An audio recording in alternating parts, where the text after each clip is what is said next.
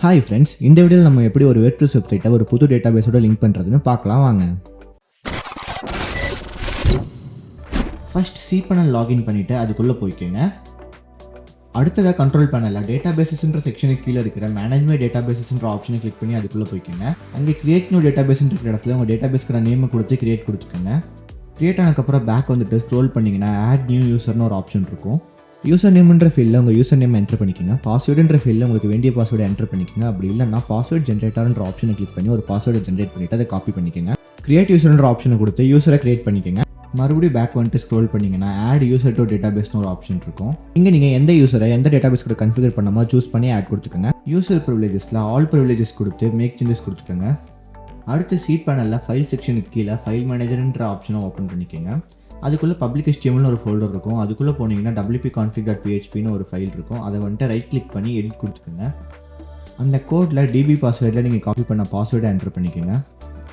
Again management டேட்டாபேஸஸ்க்கு போயிட்டு நம்ம create பண்ண டேட்டாபேஸ் நேம் இருக்கு இல்லையா, அதை காப்பி பண்ணிட்டு வந்துட்டு இங்கே DB நேம்னு இருக்கிற இடத்துல பேஸ்ட் பண்ணுங்கள்.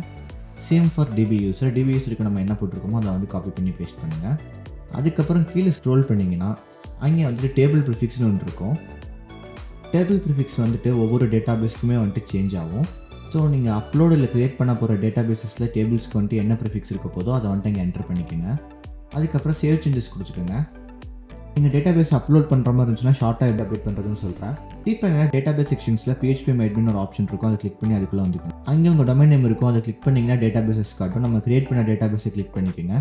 மேலே டாப் நேவிகேஷன் பாரில் இம்போர்ட்னு ஒரு ஆப்ஷன் இருக்கும். அதை கிளிக் பண்ணி உங்களுக்கு எந்த ஃபைல் வேணுமோ அந்த ஃபைலை வந்துட்டு சூஸ் பண்ணி அப்லோட் பண்ணிக்கோங்க. கீழே ஸ்க்ரோல் பண்ணிங்கன்னா இம்போர்ட்னு ஒரு பட்டன் இருக்கும். அந்த பட்டனை கிளிக் பண்ணிக்கோங்க. கிளிக் பண்ணதுக்கப்புறம் ஒரு 2 நிமிஷம் வெயிட் பண்ணிங்கன்னா உங்களுக்கு அது வந்து இம்போர்ட் ஆகிடும். லெஃப்ட் சைடில் பார்த்தீங்கன்னா உங்கள்கிட்ட டேபிள்ஸ் எல்லாமே இருக்கும். அந்த டேபிள்ஸோட நேமுக்கு முன்னாடி பார்த்தீங்கன்னா வந்துட்டு டேபிள் ப்ரிஃபிக்ஸ் இருக்கும். wp-config ஃபைலில் வந்துட்டு நான் டேபிள் ப்ரிஃபிக்ஸ் போடணும்னு சொன்னேன் இல்லையா, அங்கே வந்துட்டு நீங்கள் இதை தான் போடணும்.